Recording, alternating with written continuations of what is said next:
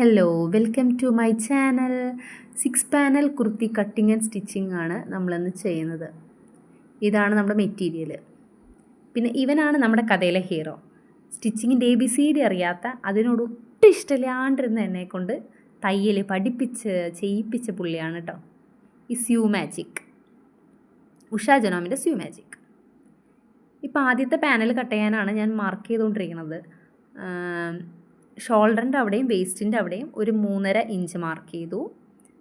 താഴെ ലെങ്ത്ത് നോക്കിയിട്ട് അതിൻ്റെ പകുതി മാർക്ക് ചെയ്തു. അതിൻ്റെ പകുതി എടുത്ത് ആ പകുതി താഴത്തെ ലെങ്ത്തിൻ്റെ അവിടെ മാർക്ക് ചെയ്ത് കൊടുക്കണം. എന്നിട്ട് ഈ 3 പോയിൻറ്റ്സിനെയും കണക്ട് ചെയ്തിട്ട് അതൊന്ന് കട്ട് ചെയ്ത് കൊടുക്കണം. അതാണ് ഇപ്പോൾ ചെയ്തുകൊണ്ടിരിക്കുന്നത് കേട്ടോ. മാർക്ക് ചെയ്ത് അതൊന്ന് കട്ട് ചെയ്യണം. സ്യൂ മാജിക് എങ്ങനെയാണ് ഈ കഥയിലെ ഹീറോ ആവണമെന്ന് വെച്ചാൽ, ഞാനൊരു തയ്യൽക്കാരിയുടെ മോളാണ്. അപ്പോൾ ഞാൻ എൻ്റെ ചെറുതിലേ തുടങ്ങി അമ്മ മെഷീൻ ചവിട്ടുന്നതും തയ്ക്കുന്നതും ഒക്കെ ഇങ്ങനെ കണ്ട് വളർന്ന ആളായതുകൊണ്ട് എനിക്ക് ഈ സ്റ്റിച്ചിങ്ങിനോട് സത്യം പറഞ്ഞാൽ വലിയ താല്പര്യം. സ്റ്റിച്ചിങ്ങിനോട് താല്പര്യമില്ലാന്ന് വെച്ചാൽ എനിക്ക് സ്റ്റിച്ചിങ് ചെയ്യാൻ ഒട്ടും താല്പര്യം ഉണ്ടായിരുന്നില്ല. ആ പരിപാടി ഞാൻ ജീവിതത്തിൽ ചെയ്യേയില്ല എന്ന് മനസ്സിൽ ഉറപ്പിച്ച ഒരാളാണ് ഞാൻ കേട്ടോ. അമ്മയുടെ അടുത്തൊക്കെ ഞാൻ ഒരുപാട് തവണ പറഞ്ഞിട്ടുണ്ട്, ഞാൻ ചെയ്യില്ല, സ്റ്റിച്ചിങ്ങൊന്നും ഞാൻ ചെയ്യേയില്ല, ഇത്രയും വൃത്തികെട്ട പണി. അങ്ങനെ പറയുന്നത് പണി വൃത്തികേടായിട്ടല്ല കേട്ടോ, എനിക്കതിനോട് അത്രയും ഇഷ്ടമുണ്ടായില്ല. അങ്ങനെ ചെയ്യണ തുണികൾ ഇങ്ങനെ വീട്ടിൽ ഇങ്ങനെ കിടക്കണ കണ്ടിട്ടൊക്കെ എനിക്ക് മടുത്ത് പോയ ഒരാളാണേ. അപ്പോൾ അതിഷ്ടമില്ല. ഞാൻ അമ്മയുടെ മെഷീനിൽ നൂലിട്ട് കൊടുത്തത് പോലും എനിക്ക് ഓർമ്മയില്ല. ഞാൻ ചെയ്തിട്ടില്ല, എനിക്കറിയില്ലായിരുന്നു. ഇപ്പോഴാണ് ഞാനിതൊക്കെ ഒന്ന് ചെയ്ത് തുടങ്ങി സ്റ്റിച്ചിങ്ങൊക്കെ പഠിച്ചത്. ഇതാണ് ഇപ്പോൾ നമ്മൾ ആ കട്ട് ചെയ്തെടുക്കുമ്പോൾ ഈ ഷേപ്പിലാണ് കേട്ടോ നമുക്ക് കിട്ടണം. ഇതിലിപ്പോൾ 2 പീസ് ഉണ്ട്. അതിലൊന്ന് ഫ്രണ്ടിലേക്കും ഒന്ന് ബാക്കിലേക്കും, അങ്ങനെ 2 പീസ് ഉണ്ട് കേട്ടോ ഇതിൽ. അങ്ങനെ അപ്പോൾ എനിക്കത് താല്പര്യമില്ലാതിരുന്ന കാരണം ഞാൻ ഒരിക്കൽ പോലും അതിനു വേണ്ടി ശ്രമിച്ചിട്ടില്ല. എൻ്റെ ലൈഫിൽ അത് ചെയ്യേണ്ടി വരുന്ന പോലും ഞാൻ വിചാരിച്ചിട്ടില്ല കേട്ടോ. ഇപ്പോൾ പുറത്തോട്ടൊന്നും ഞാൻ തയ്ച്ചു കൊടുക്കണില്ല, പക്ഷേ എൻ്റെ മോൾക്കും എനിക്കുള്ള ഡ്രസ്സൊക്കെ ഞാൻ തന്നെ സ്റ്റിച്ച് ചെയ്യണം കേട്ടോ. ഞാൻ തന്നെ സ്റ്റിച്ച് ചെയ്ത് എനിക്കിഷ്ടമുള്ള മോഡലിലൊക്കെ ചെയ്ത് ഇപ്പോൾ സത്യം പറഞ്ഞു കഴിഞ്ഞാൽ എനിക്കിതൊരു തെറാപ്പി മാതിരിയായി. അതെങ്ങനെ അതിലേക്ക് എത്തി എന്നുള്ളതൊക്കെ ഒരു വലിയ കഥയാണ് കേട്ടോ. ഇനി നമ്മൾ അടുത്ത പാനൽ കട്ട് ചെയ്യാൻ പോവാണ്. അതിനാ തുണീനെ നേരെ തിരിച്ചിട്ട് വെട്ടാത്ത ഭാഗമില്ലേ, അത് ഇപ്പുറത്തെ ആദ്യം നമ്മൾ കട്ട് ചെയ്ത് വെച്ച പാനലിൻ്റെ കട്ട് ചെയ്ത ഭാഗത്തോട്ട് ഒരു അരയിഞ്ച് കയറ്റി. ഈ അരയിഞ്ച് കയറ്റി പറഞ്ഞാൽ എന്തിനാണെന്ന് വെച്ച് കഴിഞ്ഞാൽ നമുക്ക് സ്റ്റിച്ച് ചെയ്തെടുക്കേണ്ടത്. അതിന് വേണ്ടിയിട്ട് അരയിഞ്ച് കയറ്റിയിട്ട് അതിലോട്ട് അങ്ങ് ചേർത്ത് വെച്ച്, വേണമെങ്കിൽ ഒരു പേൾ പിന്നൊക്കെ നമുക്ക് കുത്തി കൊടുക്കാം കേട്ടോ. അതിനോട് അങ്ങനെ ചേർത്ത് വെച്ച് അരയിഞ്ച് മേളിലോട്ട് കയറ്റി ചേർത്ത് വെച്ച് ഇങ്ങനെ നമ്മൾ മാർക്കിങ്സൊക്കെ കൊടുക്കും. ഇനി അതിൽ നമ്മുടെ ഷോൾഡർ,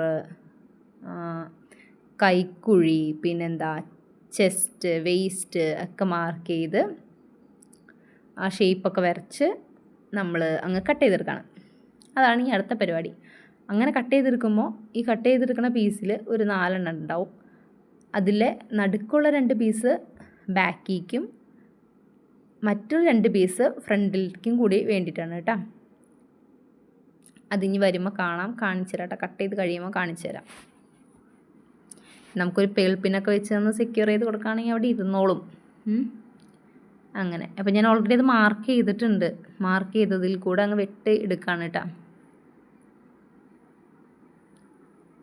നമ്മൾ ചിലപ്പോൾ നമ്മുടെ ജീവിതത്തിൽ ഏറ്റവും കൂടുതൽ ചെയ്യുന്നത് നമ്മൾക്ക് ഇഷ്ടമില്ലാത്ത കാര്യങ്ങളായിരിക്കും. ഇഷ്ടമുള്ള കാര്യങ്ങളെക്കാളും കൂടുതൽ ചെയ്യണത് ഇഷ്ടമില്ലാത്ത കാര്യങ്ങൾ. ഇഷ്ടമില്ലാത്തതെന്ന് വെച്ച് കഴിഞ്ഞാൽ നമ്മൾ ചെയ്യില്ല എന്നൊക്കെ, ഞാൻ എൻ്റെ ലൈഫിൽ ഇത് ചെയ്യില്ല, ഒരിക്കലും ചെയ്യില്ല അത് നമ്മൾ വിചാരിച്ച കാര്യങ്ങളായിരിക്കും ഏറ്റവും കൂടുതൽ ചെയ്യാമെന്ന് മാത്രമല്ല, അതും നമുക്ക് പിന്നെ ലൈഫിൽ ഏറ്റവും ഇഷ്ടപ്പെട്ടൊരു കാര്യമാവുകയും ചെയ്യും.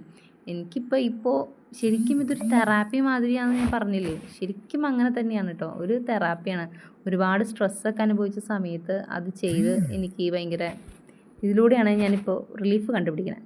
ഇപ്പം ഇങ്ങനെ 4 പീസ് കിട്ടും. ഇതിൽ നടുക്കത്തെ 2 പീസിന് നമ്മളിങ്ങ് മാറ്റിയിടും. അത് ബാക്കിലേക്കുള്ളതാണ്, ബാക്കി 2 പീസ് ഫ്രണ്ടിലേക്കുള്ളതാണ്. എന്നിട്ട് നമുക്ക് അതിനെ ഒന്ന് അറേഞ്ച് ചെയ്ത് വെച്ച് നോക്കാം. അപ്പോൾ കാണാവേ ഇതെങ്ങനെയുള്ളതെന്ന് കേട്ടോ.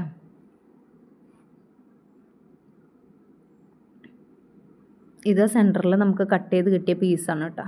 നമുക്കൊന്ന് നിവർത്തിയിട്ട് മറ്റ് 2 പീസ് അതിൻ്റെ സൈഡിലൊക്കെ വെച്ച് കൊടുത്ത് നമുക്ക് കണ്ടോ, ഇങ്ങനെയാണ് നമുക്ക് ഇതിൻ്റെ കിടക്കണത്. എന്നിട്ട് ഇതിനെ നമുക്ക് ജോയിൻ ചെയ്ത് ആദ്യം എടുക്കണം, അതാണ് വേണ്ടത്. ഇങ്ങനെ ബാക്കിലത്തെയും ഫ്രണ്ടിലത്തെയും പീസ് വെവ്വേറെ ജോയിൻ ചെയ്തെടുക്കണം. ഇതിപ്പോൾ ഞാൻ കൈ വെട്ടി എടുക്കുകയാണ്. കൈ ഞാൻ എങ്ങനെ തയ്ക്കാൻ ഉദ്ദേശിച്ചേക്കണമെന്ന് വെച്ച് കഴിഞ്ഞാൽ അടിഭാഗത്ത് കുറച്ച് പ്ലീറ്റ്സൊക്കെ പിടിച്ച് മുകളിൽ പഫൊന്നും വെക്കണില്ല, താഴ്ഭാഗത്ത് മാത്രം കുറച്ച് പ്ലീറ്റ്സൊക്കെ കൊടുത്ത് ചെയ്യാമെന്ന് ഓർത്തു. അതിന് താഴ്ഭാഗത്ത് കുറച്ച് വീതി ഞാൻ ഇട്ടത് പ്ലീറ്റ്സൊക്കെ പിടിക്കാൻ വേണ്ടിയിട്ടാണ്. ശരിക്കും ഇങ്ങനെയാണ് ഷേപ്പ് വരേണ്ടത്, പക്ഷെ ഞാൻ പ്ലീറ്റ്സ് പിടിക്കേണ്ടത് കൊണ്ട് ഇങ്ങനെ ഇച്ചിരി താഴ്ഭാഗം ഒന്ന് ഒതുക്കി വെട്ടിയിട്ടില്ല.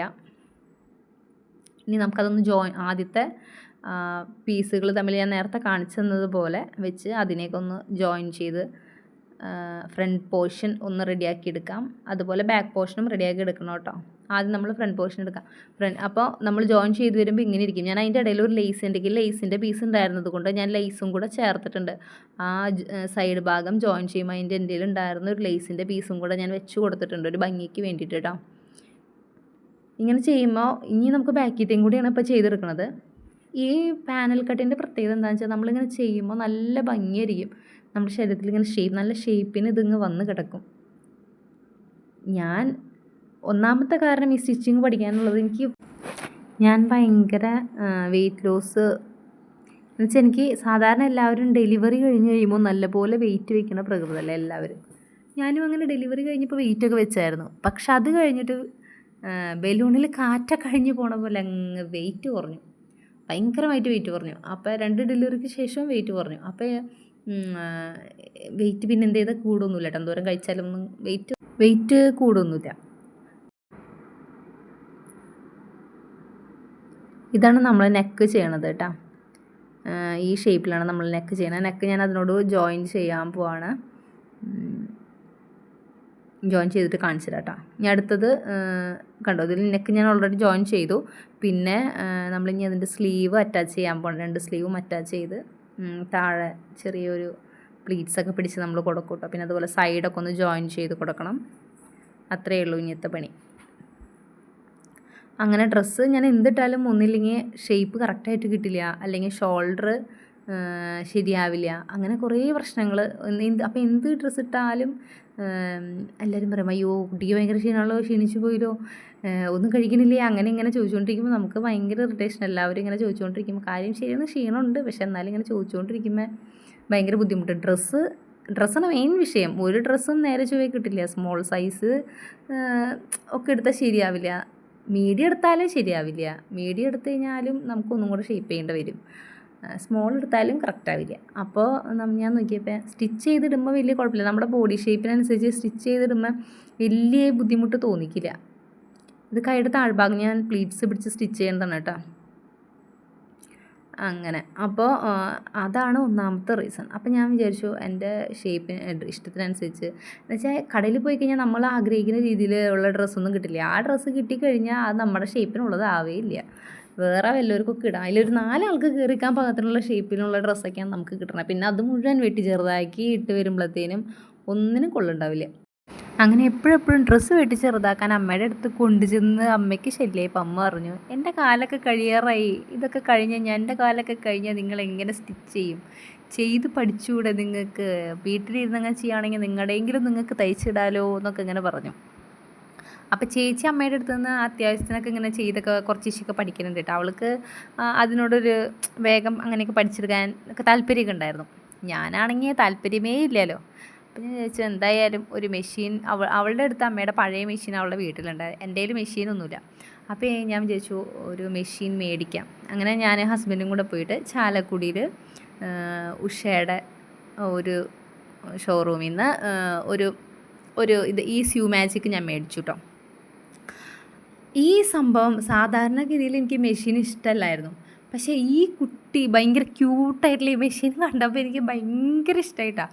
അതുവരെ സ്റ്റിച്ച് ചെയ്യാൻ താല്പര്യമേ ഇല്ലാണ്ടിരുന്ന് എനിക്ക് ഇതും എന്തെങ്കിലുമൊക്കെ ഒന്ന് ചെയ്യണമെന്നായി. പക്ഷേ നൂലിടാൻ പോലും അറിയില്ല. പക്ഷെ അവർ ഭയങ്കര അടിപൊളിയൊക്കെ ആയിട്ട് പറഞ്ഞു തരും കേട്ടോ. നമ്മൾ ഫൈനൽ സ്റ്റിച്ച് ചെയ്ത് വന്നപ്പോൾ ഇതാണ് ഇതിൻ്റെ ലുക്സ്. ഇത് നിങ്ങൾക്ക് ഇഷ്ടപ്പെട്ടുണ്ടാവും ചെയ്യണം. കണ്ട നമ്മൾ സ്റ്റിച്ച് ചെയ്ത് നമ്മുടെ അളവിന് ഇടുമ്പോൾ എന്തൊരു പെർഫെക്റ്റ്, എന്തൊരു ഭംഗിയാണ് കിടക്കണം കാണാൻ അല്ലേ. ഇതെനിക്ക് ഭയങ്കര ഇഷ്ടമായിട്ടോ. നിങ്ങൾക്കും ഇഷ്ടമായി ഉണ്ടാവുമെന്നാണ് എനിക്ക് തോന്നണത്. നല്ല നമ്മുടെ ശരീരത്തിന് ഒട്ടി, നമ്മുടെ ശരീരത്തിനോട് ചേർന്ന് അങ്ങനെ ഒരു പ്രത്യേക ഭംഗിയിൽ കിടക്കണുണ്ടോ. അപ്പോൾ നിങ്ങൾക്ക് ഇഷ്ടമായെങ്കിൽ കമൻറ്റ് ചെയ്യണം കേട്ടോ.